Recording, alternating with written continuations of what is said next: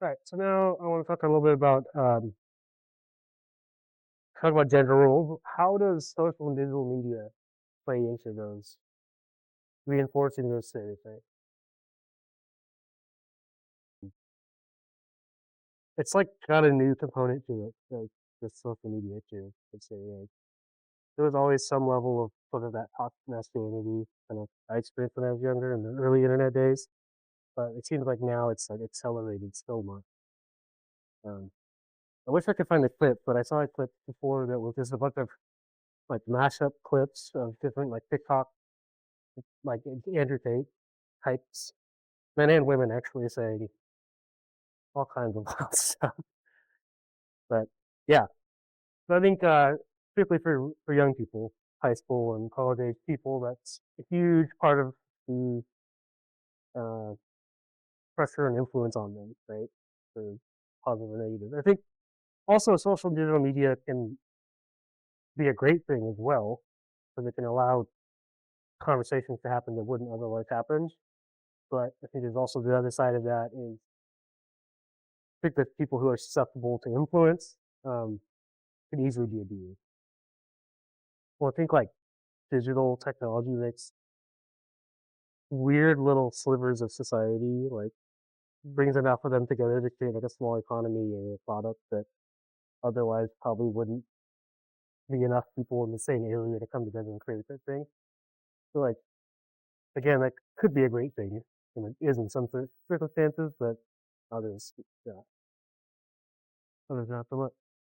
All right, talking about the acute impacts of sexual assault, the short-term impact. These are just some examples. There's a lot of variability in reactions to symptoms. If you're familiar with trauma and trauma theory, you've probably heard anything similar to this before. With trauma, people are incapacitated by the assault for a long time, while others seem to recover relatively quickly. So two people can experience the same thing, have wildly different responses, wildly different levels of how hurt and violated they feel about that. The nature of the assault or abuse is a major factor in how someone reacts to traumatic experiences, as is the context. Not just the environment, but also what's the dynamic between you and this person. Do you have a relationship? Is it an older family member? Is it okay. all those all those things that go into it. Um, there's been research that compares sexual assaults to normal assault, and on average, sexual assault is uh, more traumatic than experiencing an assault or witnessing a homicide. So you can make generalizations about people that experience sexual assault are going to have some of the highest levels of trauma, but it does vary from person to person. Here's some of the physical effects. Survivors may have somatic or body symptoms such as eating disturbances, anxiety, difficult concentrating, insomnia, as well as physical wounds they might have inflicted as a result. And if they had those things before, so there's a good chance that those symptoms are going to increase. Emotionally, survivors may be very emotionally expressive or overwhelmed. So they have intense anger or sadness that they're kind of bleeding out of them. They're struggling to contain it, or they might be confused and disoriented, or they may be dissociated, distant, or seemingly calm. It's a common coping mechanism for people who've experienced a lot of trauma in their life, because they learn very well how to distance themselves from their emotions um, as a way to protect themselves. Of course, that doesn't work long term, but they do it for a reason because it works to some extent. Impacts on cognitive impact. Survivors may be unable to block out thoughts of the assault. We call it flashback typically, or they might have difficulty recalling part or all of the incident. That's true with trauma in general. Um, Oftentimes, one of the things that makes prosecuting traumatic crimes difficult is the person unintentionally will tell an inconsistent story, or it's not, it's, things are maybe out of sequence, or something like that. So um, sometimes the victim's statement um, isn't cogent and coherent enough, right, to really be evidence, unfortunately. And I'm actually going through that with a SARP survivor that I met at the hospital a month or so ago, and we're like right now talking about. We met with the prosecutor a couple weeks ago, and they proposed a plea deal, and we haven't talked through all this with her. And say, do you support this? We want to go, because the alternative is to go to trial, and then you don't have to testify, but if you're going to go to trial, you should, right? And she's she's not sure because she's conflicted, and tired of retelling this story. I'm trying to move on from it, but then she's also like, I don't really want to compromise and give this guy a deal, as the way he did. Survivors often will blame themselves or they think frequently about what they could have done differently, particularly kids. Um, when kids are traumatized and abused, unless they have like some help from like a therapist or a competent adult, they're almost always going to interpret it as this is me being punished for something I did.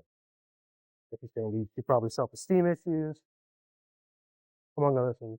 Um, Oftentimes, the emotional and the cognitive assessment of the circumstances may be conflicted. So, for example, the example I just gave, that woman, she cognitively wants him to be punished through the masculine defense. Emotionally, he doesn't want to sit in the courtroom and tell that story. Right?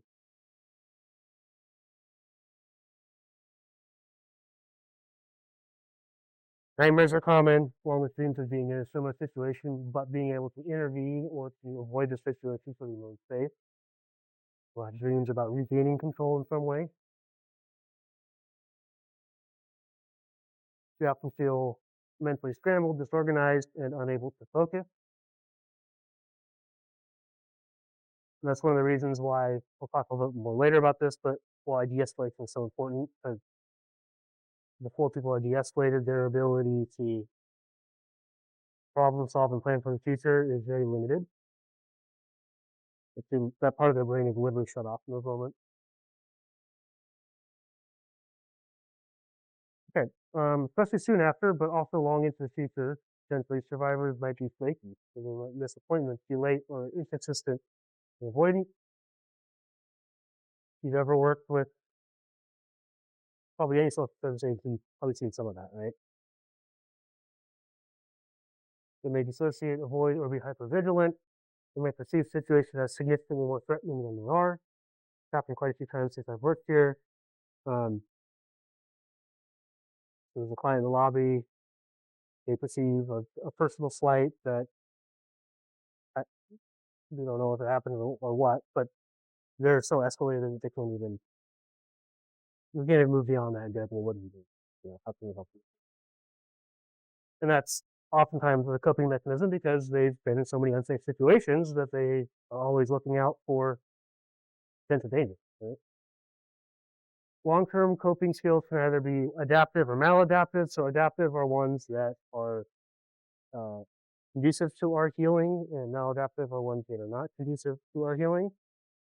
But I want to point out they do help in the short term in some way. That's why people use it, right? So adaptive is things like social support, therapy, spirituality, your religious community. Maladaptive might be cutting, substance abuse, eating disorder, or secluding yourself. Can you guys think of any other examples for either of those?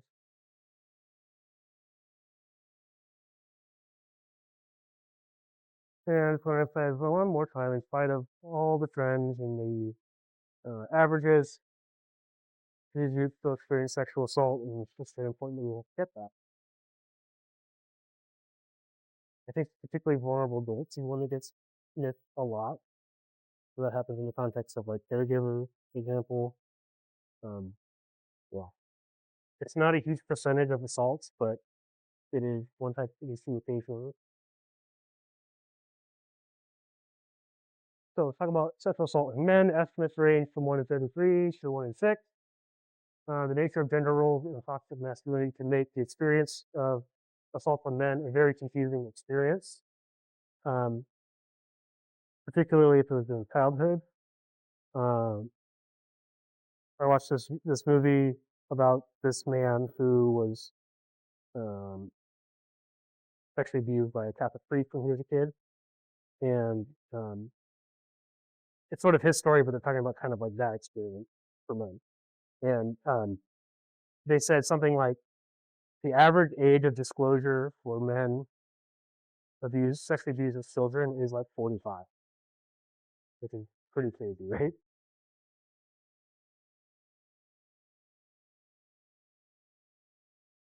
Many men who've been sexually assaulted do not identify it as such or believe that men cannot be raped. Many women believe that as well. So as a young boy, they might go talk to their mom, and their mom might be like, well, that's not a big deal. Or their dad. If they do identify sexual assaults, they're often shamed by other men for being unmanly, so other boys. Generally viewed as shameful for men to experience trauma and to express that it has harmed them. The last video we watched, I don't remember exactly what she said, but she said something about like, you know, where boys and men are trained to just accept harm, right? That's part of life. You just learn how to handle it and move on.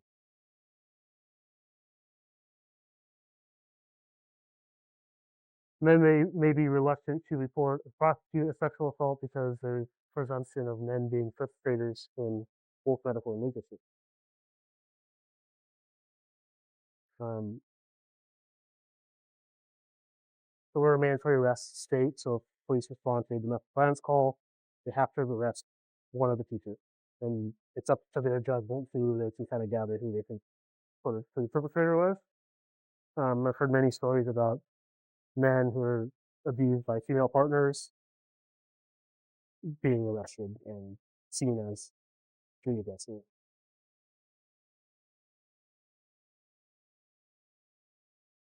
I think that's a dynamic that in a heterosexual relationship, if there's a woman who really is determined to be abusive, she can really manipulate that dynamic a lot, especially with children involved as well. So like they can threaten, you know,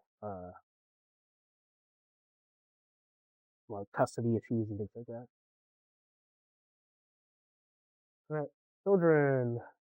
1 in 5 girls and 1 in 20 boys. Children are most vulnerable ages 7 to 13. So most of these are very few of these are happening in the context of like an intimate partnership.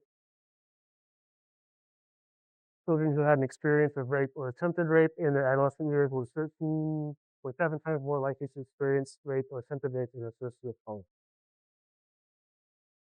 So a history of prior trauma and abuse makes you more likely to be a repeat victim as well.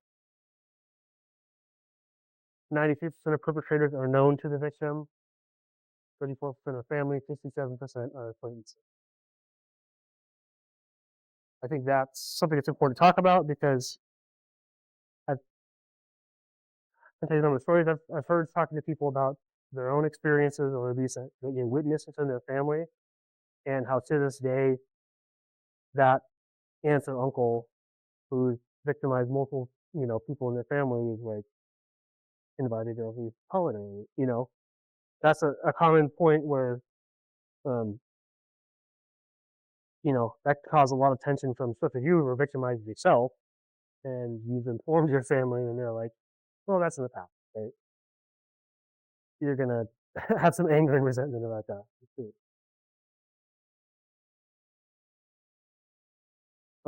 Just like with adults, almost all perpetrators of children are male. Victims of childhood sexual abuse, 4 times more likely to abuse drugs, 4 times more likely to feel PTSD as adults, 3 times more likely to experience a major depressive episode as adults. So if you weren't already prone to mental illness, um, sexual assault in your childhood is quite likely to cause that or make it worse. Vulnerable adults. Elderly or disabled adults are at risk of all forms of abuse, typically by a familial or paid caregiver. Most common type of abuse is like financial abuse, mismanaging their money and things like that. But sexual assault is one that does happen. Saw one study said about 3% of elderly adults each year experience sexual assault. Um, there's not a lot of other data other than that, a lot of into it, but if you look back at our case records, it shows it happens. I was looking at the SARP talent tracker yesterday. If you just write some notes about every SARP call we respond to, and in the past 15 of them, I think 3 was someone who was like over 60.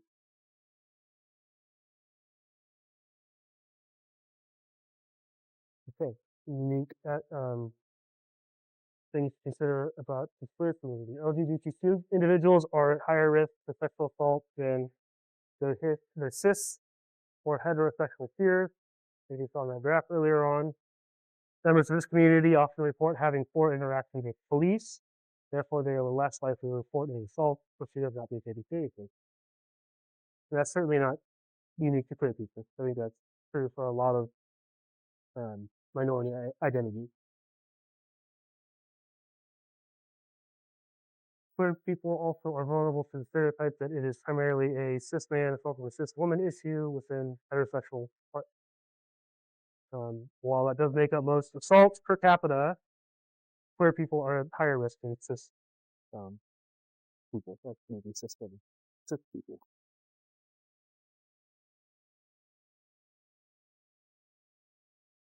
Queer people are more likely to experience medical prejudice. So, like the story I told, misgendering being overall poorly cared for in medical settings, especially if it's trans or non-binary. This contributes to um, discouragement in getting medical treatment, which is pretty much the first step you have to go through if you're going to prosecute. Oh, I forgot about that detail too. The one I told about the SARP client, it was female to male, but they were pregnant, and that's why that was the thing that really confused the staff. It was this was a female-bodied pregnant person identified as a man, and they could not figure out how to mark that in the system. I don't know.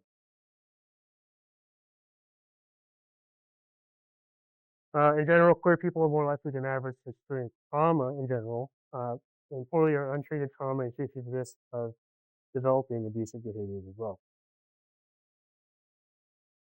And that's one of the factors that um, increases the risk factor. Okay, people of color. Similar social pressures lead to decreased likelihood of reporting or receiving treatment, as well as increased likelihood of experiencing it. Very often, the same sort of bad experiences with policing is true. People of color, and also exposure to trauma in general. 56% of Native American women are sexually assaulted, and 90% of these are committed by a non-Native person, which is really interesting because I kind of like to see similar to the one you talked about, where there's like a weird, special, unique dynamic of like a type of predator who's like targeting natives and like,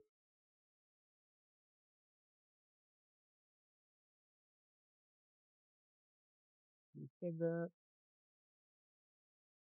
Immigrants as well. Similar social pressures, decreased likelihood of reporting or receiving treatment.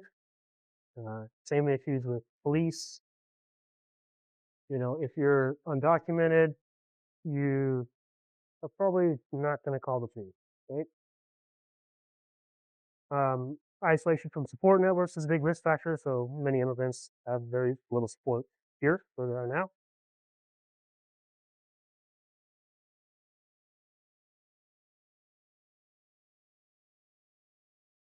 Uh, they might be unfamiliar with local resources, or cultural differences might limit their knowledge and ability to seek help.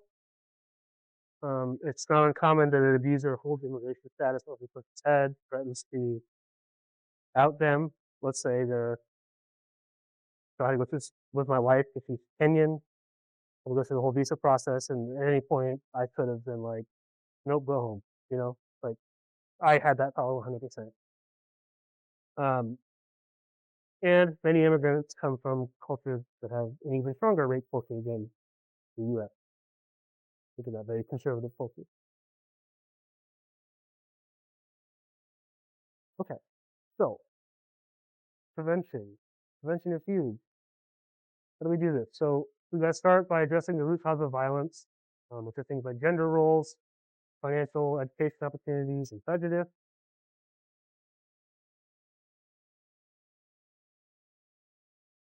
From there, we can work on shifting the culture away from violence, more towards acceptance, and more towards promoting promoting treating everyone with respect and agency. From there, we need to build skills in things like conflict resolution, emotional intelligence, assertiveness, and de-escalation. And then all that can help us to promote healthy relationships, educate youth, have open conversations, and be willing to confront abuse. I think that confront abuse thing is a huge one that, um, in general, we still struggle with a lot.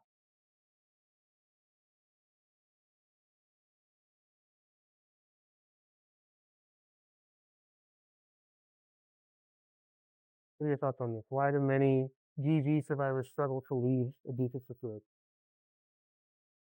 I think a little bit more about that. They don't know how. Money is a common thing. Typically, oftentimes, in a abusive male victim female relationship, female looks for money, she won't let her work, she won't let her get an education, so her ability to go and take care of herself if she leaves is very limited. Add kids to that, so it's even more so. Um, Lack of resources. What do you mean?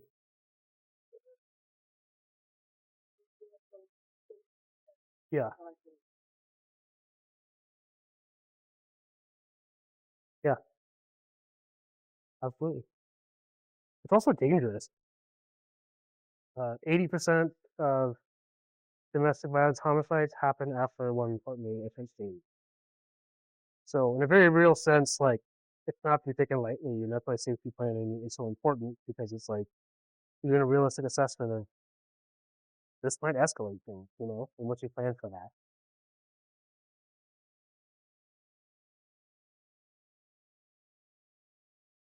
Yeah, thanks for saying that. I'm glad you saw that connection because I think that's something that a lot of young people don't see. Is like statistically, this is if you're already like experiencing physical sexual abuse, it's going to escalate to that. I mean, that's the logic that acts on. So I hope that with prevention and education, we can help people to understand, like when they witness that, not just themselves, but in other people in their lives, they're like seriously, we got to intervene on it. I think another common thing that makes it difficult is often as people have needs in their life that are unmet on many levels. They have unmet emotional needs, they have unmet, financial needs, they have unmet belonging needs, things like that. And we want to belong, and we will many times we will trade some of those for another. Right? I might trade my physical safety or control of my body in order to not be homeless. Right?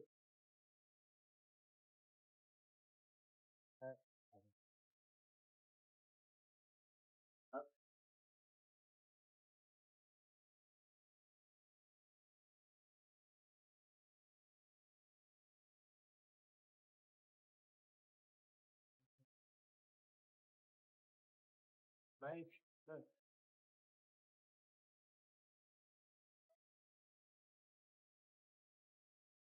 Exactly.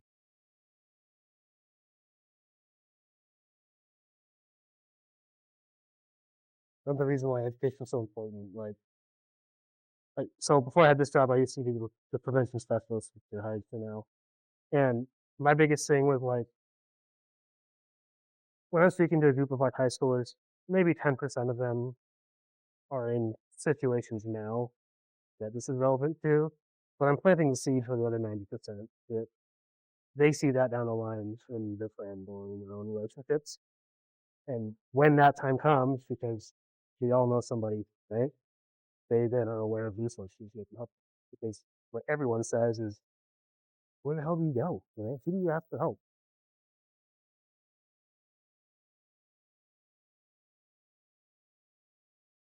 This is a bit longer video. I think it's about 15 minutes again. Um, just this woman talking about why domestic violence victims don't leave based off of their own experience.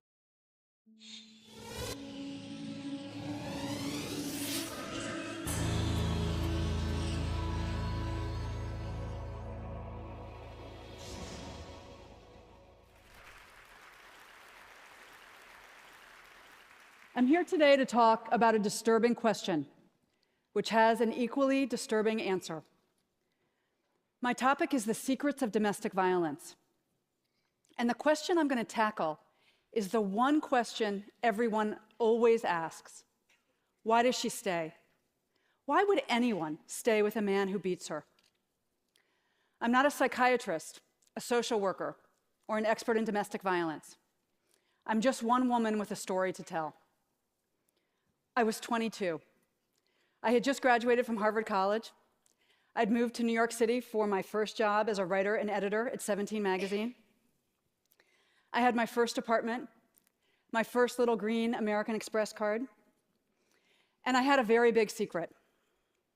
My secret was that I had this gun loaded with hollow point bullets pointed at my head by the man who I thought was my soulmate many, many times. The man who I loved more than anybody on earth held a gun to my head and threatened to kill me more times than I can even remember.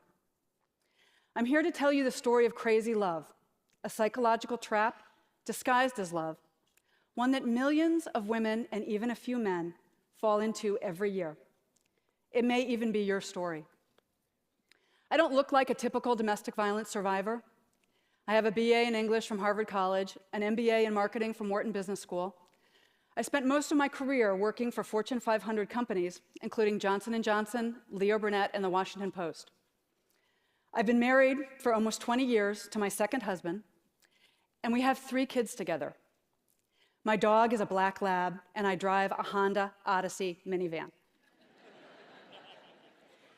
So my first message for you is that domestic violence happens to everyone.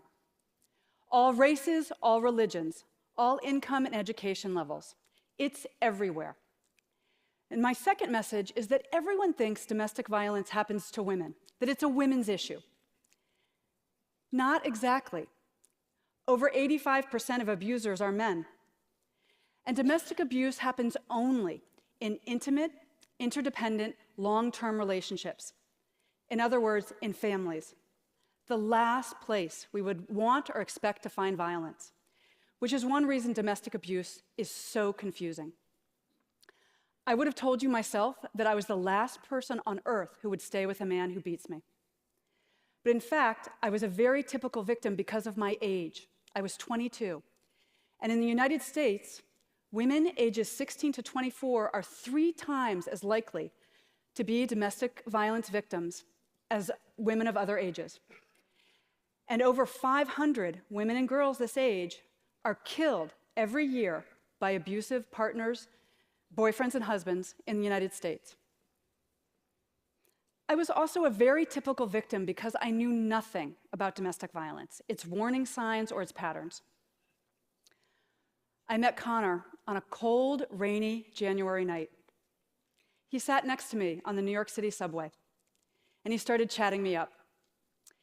He told me 2 things.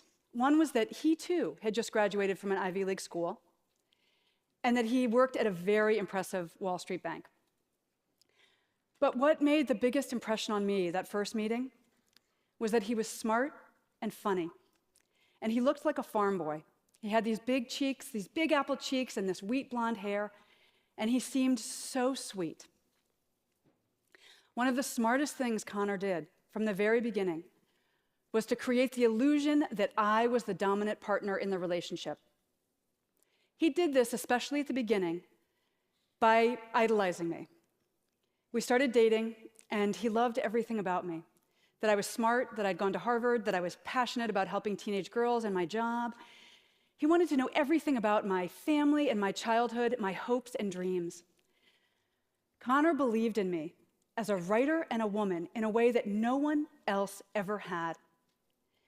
And he also created a magical atmosphere of trust between us by confessing his secret, which was that as a very young boy, starting at age 4, he had been savagely and repeatedly physically abused by his stepfather. And the abuse had gotten so bad that he had had to drop out of school in 8th grade, even though he was very smart. And he'd spent almost 20 years rebuilding his life, which is why that Ivy League degree and the Wall Street job and his bright, shiny future meant so much to him. If you had told me that this smart, funny, sensitive man who adored me would one day dictate whether or not I wore makeup, how short my skirts were, where I lived, what jobs I took, who my friends were, and where I spent Christmas, I would have laughed at you. Because there was not a hint of violence or control or anger in Connor at the beginning. I didn't know that the first stage in any domestic violence relationship is to seduce and charm the victim. I also didn't know that the second step is to isolate the victim. Now, Connor did not come home one day and announce, hey, all this Romeo and Juliet stuff has been great, but I need to move into the next phase where I isolate you and I abuse you. So I need to get you out of this apartment where the neighbors can hear you scream and out of this city where you have friends and family and coworkers who can see the bruises. Instead, Connor came home one Friday evening and he told me that he had quit his job that day, his dream job. And he said that he had quit his job because of me, because I had made him feel so safe and loved that he didn't need to prove himself on Wall Street anymore. And he just wanted to get out of the city and away from his abusive, dysfunctional family and move to a tiny town in New England where he could start his life over with me by his side. Now, the last thing I wanted to do was leave New York and my dream job. But I thought you made sacrifices for your soulmate. So I agreed, and I quit my job, and Connor and I left Manhattan together. I had no idea I was falling into crazy love, that I was walking headfirst into a carefully laid physical, financial, and psychological trap. The next step in the domestic violence pattern is to introduce the threat of violence and see how she reacts. And here's where those guns come in. As soon as we moved to New England, that place where Connor was supposed to feel so safe, he bought 3 guns. He kept one in the glove compartment of our car. He kept one under the pillows on our bed. And the third one he kept in his pocket at all times. And he said that he needed those guns because of the trauma he'd experienced as a young boy. He needed them to feel protected. But those guns were really a message for me. And even though he hadn't raised a hand to me, my life was already in grave danger every minute of every day. Connor first physically attacked me 5 days before our wedding. It was 7 a.m. I still had on my nightgown. I was working on my computer trying to finish a freelance writing assignment, and I got frustrated. And Connor used my anger as an excuse to put both of his hands around my neck and to squeeze so tightly that I could not breathe or scream. And he used the chokehold to hit my head repeatedly against the wall. 5 days later, the 10 bruises on my neck had just faded, and I put on my mother's wedding dress, and I married him. Despite what had happened, I was sure we were going to live happily ever after because I loved him, and he loved me so much. And he was very, very sorry. He had just been really stressed out by the wedding and by becoming a family with me. It was an isolated incident, and he was never going to hurt me again. It happened twice more on the honeymoon. The first time, I was driving to find a secret beach, and I got lost. And he punched me in the side of my head so hard that the other side of my head repeatedly hit the driver's side window. And then a few days later, driving home from our honeymoon, he got frustrated by traffic, and he threw a cold Big Mac in my face. Connor proceeded to beat me once or twice a week for the next 2.5 years of our marriage. I was mistaken in thinking that I was unique and alone in this situation. 1 in 3 American women experiences domestic violence or stalking at some point in her life. And the CDC reports that 15 million children are abused every year. 15 million. So actually, I was in very good company. Back to my question. Why did I stay? The answer is easy. I didn't know he was abusing me. Even though he held those loaded guns to my head, pushed me downstairs, threatened to kill our dog, pulled the key out of the car ignition as I drove down the highway, poured coffee grinds on my head as I dressed for a job interview. I never once thought of myself as a battered wife. Instead, I was a very strong woman in love with a deeply troubled man, and I was the only person on earth who could help Connor face his demons. The other question everybody asks is, why doesn't she just leave? Why didn't I walk out? I could have left any time. To me, this is the saddest and most painful question that people ask, because we victims know something you usually don't. It's incredibly dangerous to leave an abuser, because the final step in the domestic violence pattern is kill her. Over 70% of domestic violence murders happen after the victim has ended the relationship, after she's gotten out, because then the abuser has nothing left to lose. Other outcomes include long-term stalking, even after the abuser remarries, denial of financial resources, and manipulation of the family court system to terrify the victim and her children, who are regularly forced by family court judges to spend unsupervised time with the man who beat their mother. And still we ask, why doesn't she just leave? I was able to leave because of one final sadistic beating that broke through my denial. I realized that the man who I loved so much was going to kill me if I let him. So I broke the silence. I told everyone. The police, my neighbors, my friends and family, total strangers. And I'm here today because you all helped me. We tend to stereotype victims as grisly headlines, self-destructive women, damaged goods.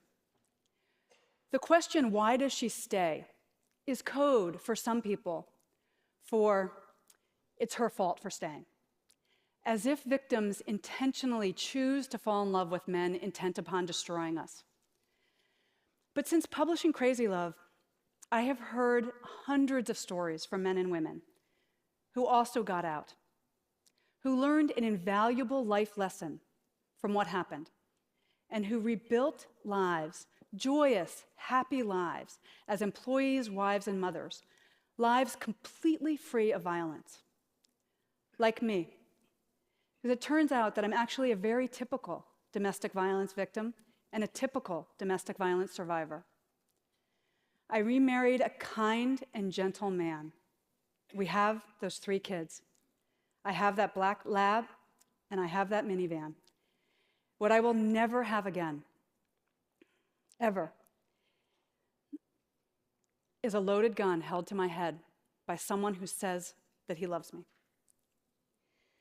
Now, right now, maybe you're thinking, wow, this is fascinating. Or, wow, how stupid was she? But this whole time, I've actually been talking about you. I promise you, there are several people listening to me right now who are currently being abused, or who were abused as children, or who are abusers themselves. Abuse could be affecting your daughter, your sister, your best friend right now. I was able to end my own crazy love story by breaking the silence. I'm still breaking the silence today. It's my way of helping other victims. And it's my final request of you. talk about what you heard here. Abuse thrives only in silence. You have the power to end domestic violence simply by shining a spotlight on it. We victims need everyone. We need every one of you to understand the secrets of domestic violence. Show abuse the light of day by talking about it with your children, your coworkers, your friends and family. Recast survivors as wonderful, lovable people with full futures. Recognize the early signs of violence and conscientiously intervene, de-escalate it, show victims a safe way out. Together, we can make our beds, our dinner tables, and our families the safe and peaceful oases they should be. Thank you.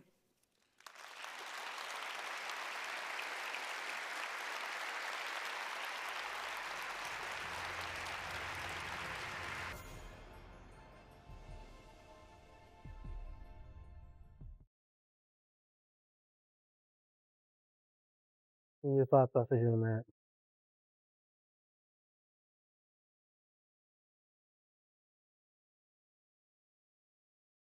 I think it's a very common story, right?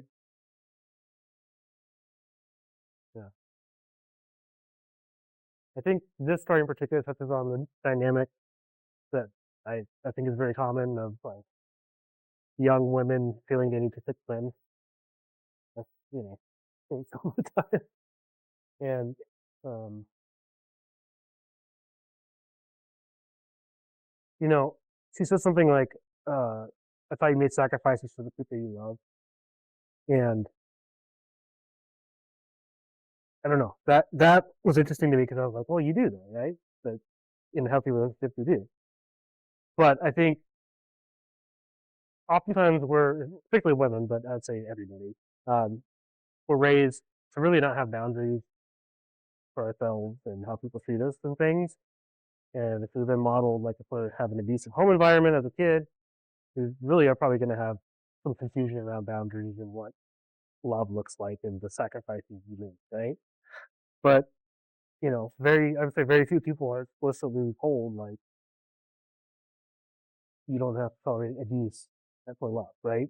And so like people grow up kind of with, I think until people have some experience in adulthood and with relationships and things, oftentimes they don't really have a good calibration of I make sacrifices, but to what extent, which then makes them, I think, susceptible to people really overstepping boundaries and doing terrible things. We talked about he strangled her. You guys might be aware of this, but I just want to point it out. That is the highest risk behavior. Is homicide. Over and above, that's over and above if they threaten you with weapons. That's super high risk as well. But if they're willing to strangle you, they're willing to kill you, essentially. And if you think about like killing someone with a weapon versus strangling them, like strangling is so much more intimate, and you have to be determined to follow that through, right? Whereas with a gun, it could be a split thing, right? So there's so much more intent there. Last thing I want to point out that she talked about long-term stalking after leaving. Super common. We have had in our shelter many times um, a person and their partner together going to shelter because they're escaping one of their former exes who's stalking them. And so, like when I first heard like there's like a couple there together, I was like, aren't they supposed to be fleeing, right? It's like, well, no, they both were being threatened by. I think it was her ex. Yeah, and it wasn't safe for both of them. All right. It is 5 after. Let's do 5 minutes, okay? All right, come back at 10 after.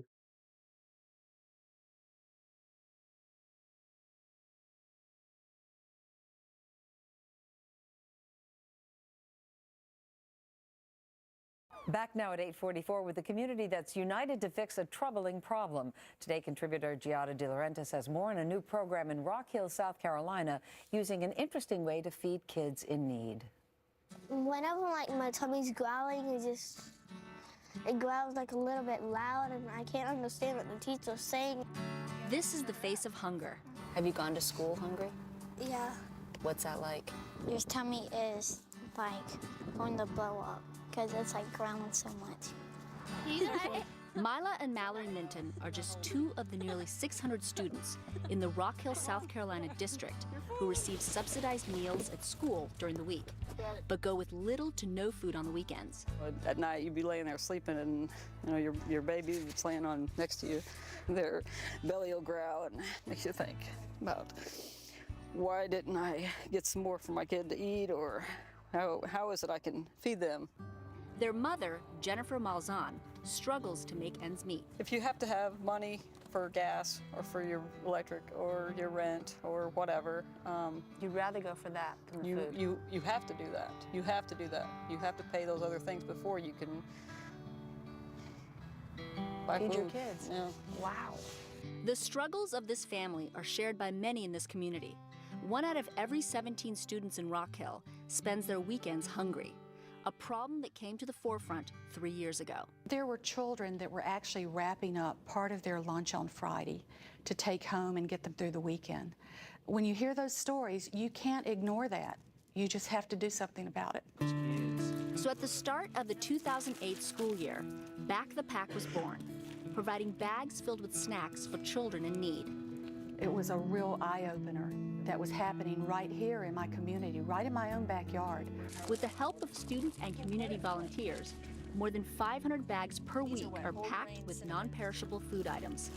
So does anybody ever cheat and put a little extra something?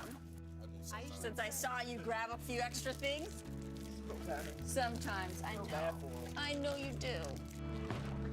And discreetly distributed to students on Fridays.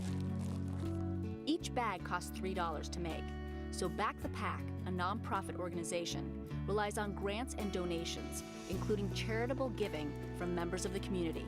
We have a bus driver who sees these children every day on his bus route, and when he found out that we had a program where he could actually do payroll deduction, he was one of the first people to sign up.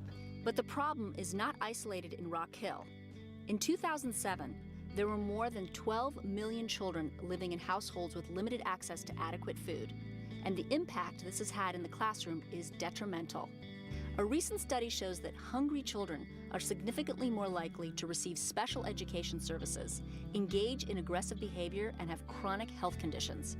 Educators in Rock Hill witnessed this firsthand, until Back the Pack helped turn some of these kids' lives around. These children are vibrant, have lots more energy, eager to learn, not getting into as many arguments. 80% of these students had improved academically. They were seeing 40% less visits to the school nurse. So the statistics have been amazing in a short period of time. But the proof is in the pudding. It gives me a peace of mind thinking that if nothing else, I know that we've got that, to tide them over. It's a good thing that we got those bags. Giada, it's really unbelievable. It really is. The statistics are just so disturbing. Besides seeing the kids hoarding the food on Fridays to take home, what other signs did the school district have that said to them there's a real problem with weekends? Well, I think what happens is the kids leave the school on a Friday, and between Friday and Monday morning, there's 66 hours where they go with very little food or no food at all. And so the school bus, the school bus driver, they would ask them for food, their friends for food. They would fall asleep in class or start acting really weird in class. They can't concentrate without any food. They're so hungry. They're so hungry, right. So that's really when the school district and the teachers started asking the kids questions. And because the kids are little, it was easy for them to kind of tell them what was going on. Have you seen this transferred to other communities? Do you know if other school districts are doing this? Or? I do know that there's been a lot of interest within North and South Carolina, but I got interested because I thought I could maybe do this for my area where I live in Los Angeles. So I definitely think it's a program where you can either donate if you want to, or take a look at your own neighborhoods and see what you can do to help. This is possible everywhere. And if it's happening there, it's happening all over. Everywhere. Yeah, for sure. Thank you so much. Thank you. All right, so Next, we're going to talk about boundaries. So boundaries are the limits we can set. Let me start over. Boundaries are the limits we can draw around ourselves regarding things like physical touch, self-disclosure, sexual attention, your time, your emotional state, and your belongings. Um, that might seem kind of basic, but we talk about it because the type of people that do this type of work are very empathetic people, and I think we have a propensity to give too much of ourselves sometimes, which makes us kind of vulnerable to uh, having our boundaries stepped in. It's important to understand that you cannot control how someone else behaves, that you can set a boundary when unacceptable things are done. And just like our clients, we all deserve to be in control of ourselves, as they say. No one has a right to make you feel unsafe, and if they are, you have a right to protect yourself however you need to. Some things people set boundaries are around. Some people are big huggers, some people are not, right?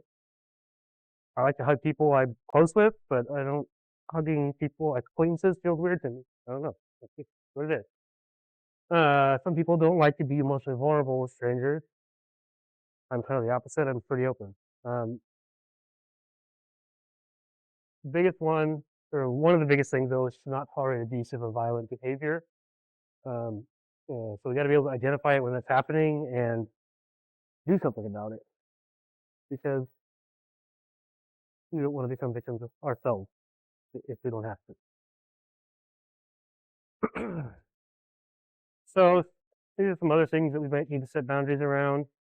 Um, communication, I think, is a big one. So uh, depending on what your work is and what level of contact you have with clients, sometimes they're just like reaching out way too much, right? Like they're treating you like a friend.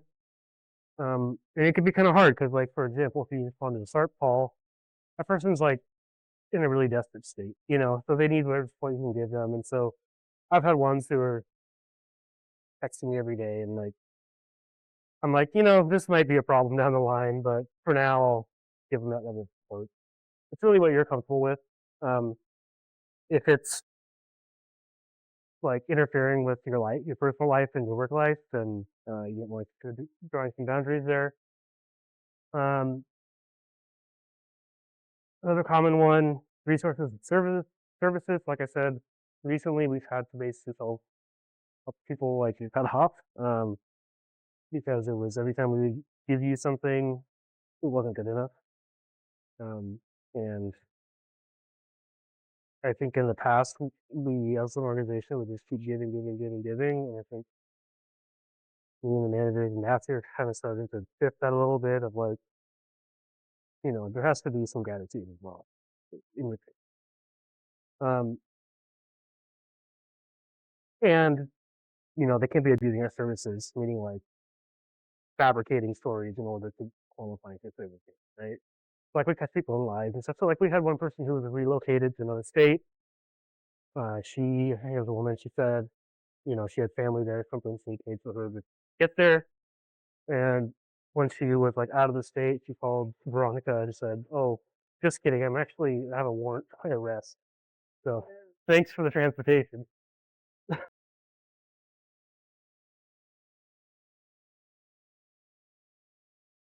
And I'd say a big one, it seems like housing has been experiencing this recently, is just kind of disrespect to clients. That's not something you need to put up with.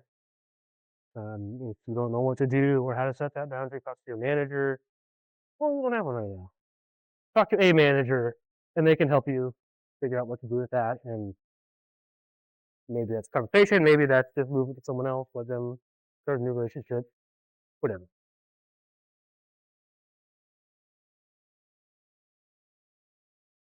I talked about being careful about sharing personal information.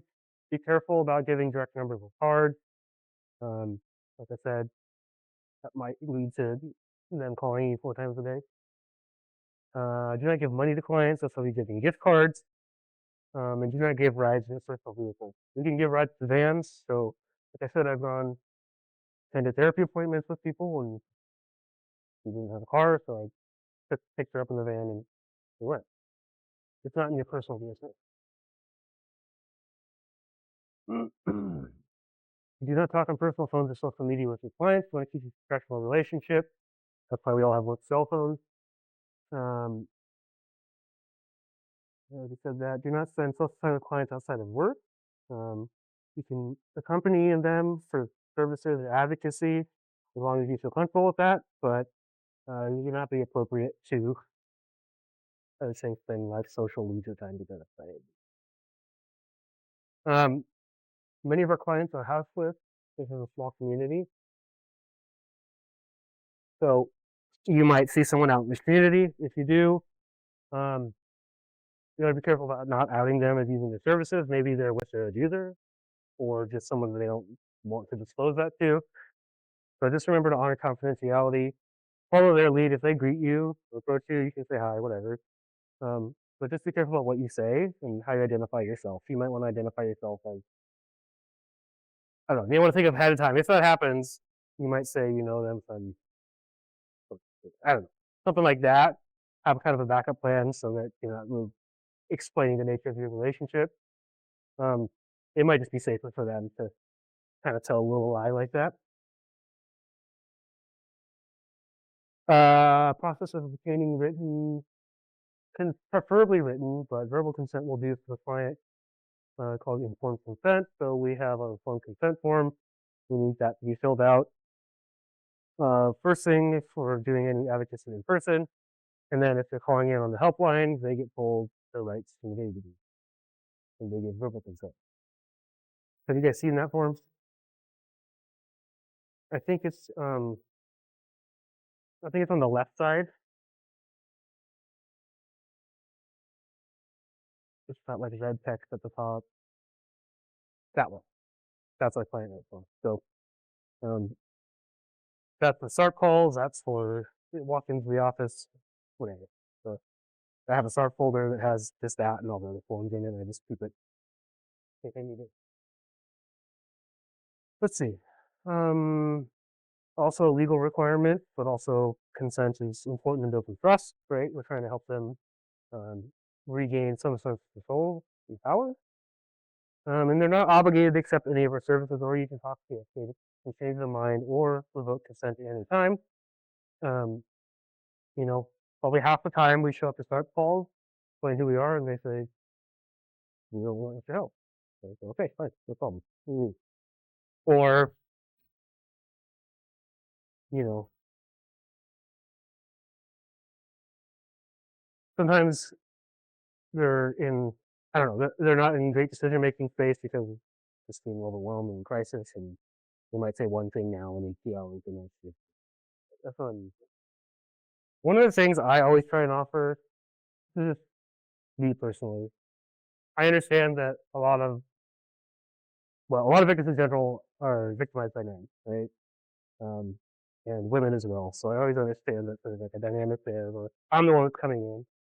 I'm gonna offer, I sat in the room and held people's hand while they get the exam done. I don't have a problem doing that, but I understand if they're comfortable with it. So I always try and offer, like, look, if you want me to try and get a female or someone else, that doesn't look like me, I'm not offended by that. It's just, I might be tripping. I've actually never had anyone actually pick her up. So, but I'll keep off it. So our main job is to support and provide resources following their lead. So we should never be pressuring the survivor. So, for example, you guys know what FNE exam is? That is for SART call. If someone reports to the hospital, FNE is forensic nurse examiner. That's what's called like a rape kit. They kind of a colloquial word for it, but that's the exam they do. That there's all this special training for that would then be used as for evidence. It's not only for police though, because it's also just like a medical exam that makes sure you're okay and you don't need medical care related to your assault.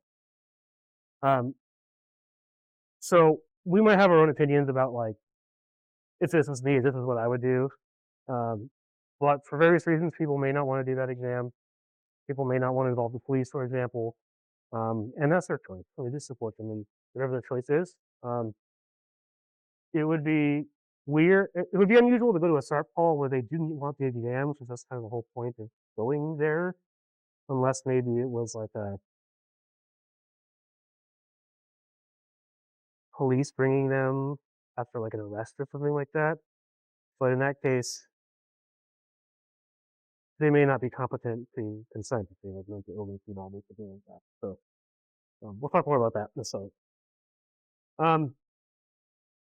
And finally, you're going to deal with people who are going to return to their abusers, and you're going to be frustrated by that, and you're not going to understand it. You might have all the compassion in the world, but you still won't understand, right? You just are here for next time they need help if they need it. Yeah. I try to separate, like,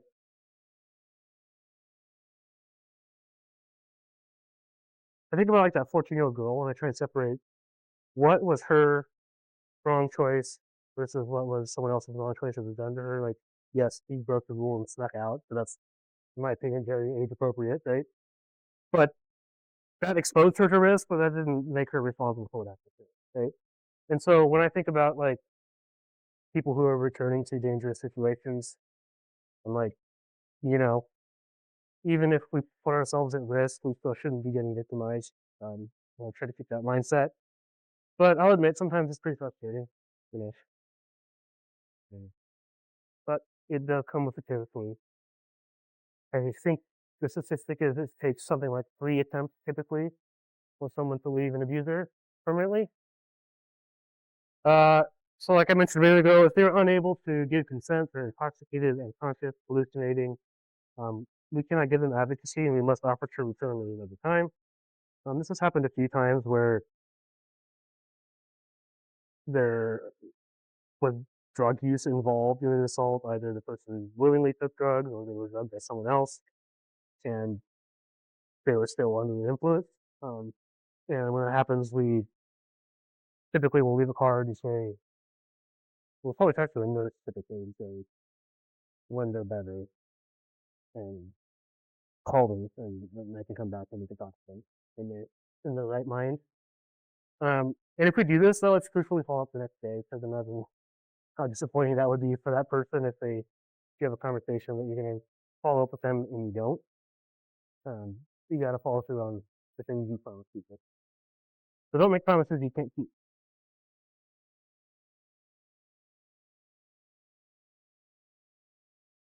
We talked about that, so we'll flip on.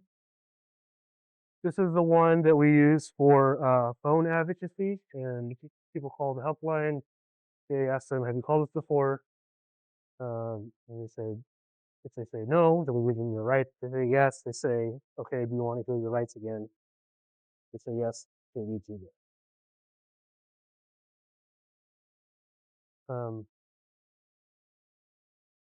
It's most of the stuff we talked about. The information is privileged. We are mandated reporters, though. If you're 13 or older, you can get services without consent. You have a right to decide who and where and when your information is disclosed. This is a main thing. If they are unhappy, they can file a grievance. This happens occasionally. All right. Talking about crime victims compensation. Have you guys heard of that before? So yeah, if you don't know, it's a program in the state that will provide compensation for anything related to a crime. So that's like medical treatment, counseling, lost wages, things like that. It's important to know for SARP calls in particular, that's automatically covered by the state. They shouldn't be asking them for any insurance information. If they need aftercare, like they have ongoing, medical appointments as a result of their assault, they can get those reimbursed through crime victim compensation, which is a state agency. Um,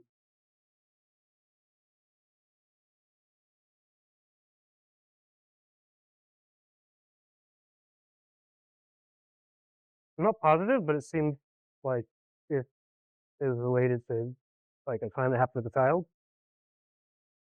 Seems like it could be. I don't know the I don't know the actual answer to that, but yeah.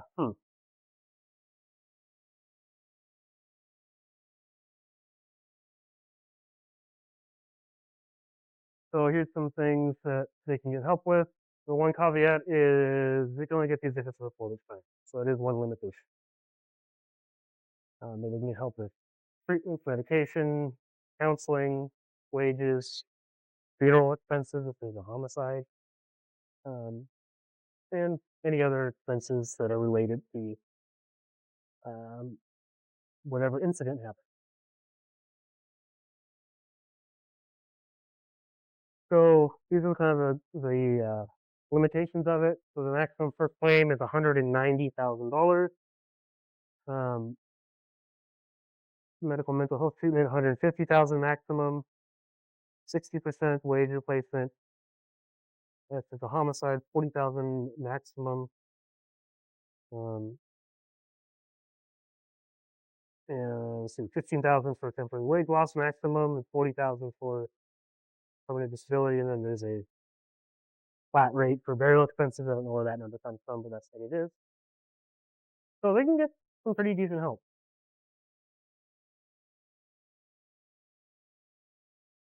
Yeah.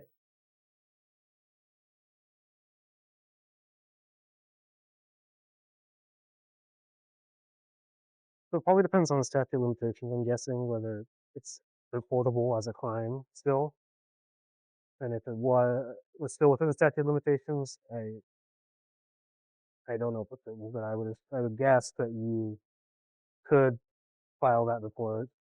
There may not really be any follow-up on something wrong, right? But if you have that in place, then I think that should probably be a movie. Yeah, I think probably because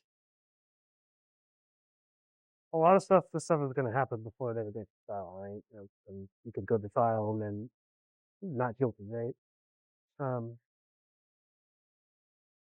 so I think there's some discretion. So there's like advocates that work for the prosecutor's office that kind of do this stuff, and basically, I'm not entirely sure what their criteria is, but like if the one client I'm working with on the legal stuff right now, they were like reached out to her and said, she need help. Um, I can ask her for some clarification on what kind of the guidelines are. Because yeah, I mean, what if it's a false accusation, which, I don't want to see people do that, but it happens. This is from their website. They don't pay for crime scene cleanup, identity theft, which kind of sucks. Looks like that's a big one for DV. And loss or damage of personal property. I think that as well, right? People who commit interpersonal violence are violent towards objects too. That's up to car or whatever. One of the things that they'll pay for is HIV or prophylactic drugs if a sexual assault occurs. They always offer those at SARP calls. Well, if appropriate, right? If there's penetration. And typically they'll offer just to give them without even testing, but just for reassurance, right? And they will do a test, but most of the drugs are most effective. Let's say that you were infected. The sooner you take the drugs, the better. So they'll kind of assume positive, start the drugs, and then wait for the test results to come back.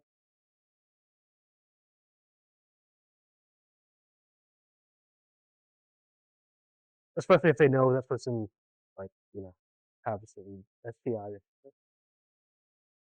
Okay, so in order to receive an examination, I'm talking about SARP right here.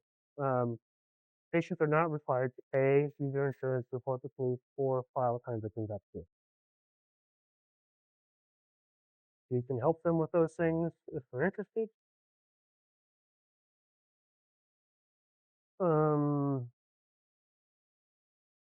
There is also compensation available to homicide victims' families, similar to the other stuff I mentioned a minute ago.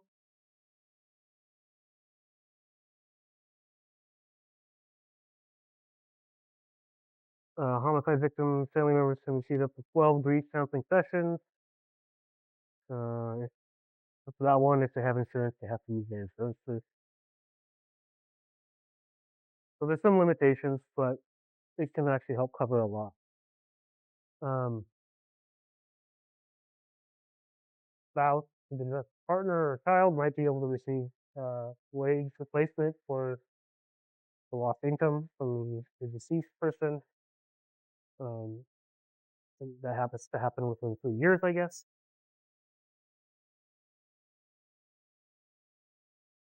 And that is an incomplete slide.